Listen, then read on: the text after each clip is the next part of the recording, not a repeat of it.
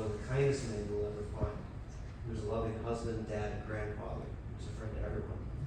He loved to visit with family and friends. Sometimes he would just sit with you and not say much. He always had a non-judgmental answer. He was always ready to help and do whatever anyone needed. He was a selfless man. He was always thinking about others instead of himself. The privilege of driving was so important to him. That's how he made his living for most of his life. His driving record included over 30 years of safe driving. He took that very seriously. Because of that, he had no empathy for people driving impaired, potentially injuring other people. For him, driving safely was a moral obligation.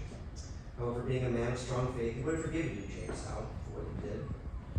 Because of your careless actions, his life ended sooner than it should have. He missed the birth of his first great-grandson.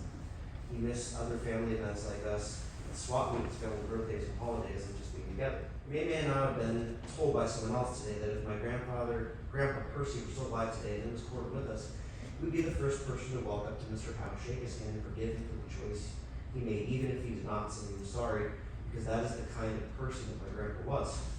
Mr. Howe's selfishness, in a deep moment of depravity, took the life of one of the most selfless people to walk this earth. My Grandpa Percy was the most kind and gentle soul you could have ever met. He lived simply and was a servant to others in the community in which he lived in for the vast majority of his life. He had 35 years of safe driving at UPS and took seriously his role in safety and responsibility in the community he lived and worked in. He was humble, forgiving, and hardworking. This barely touches the surface of who my grandpa was, but I hope Mr. Howe spends the rest of his life thinking about the innocent person he took from this world.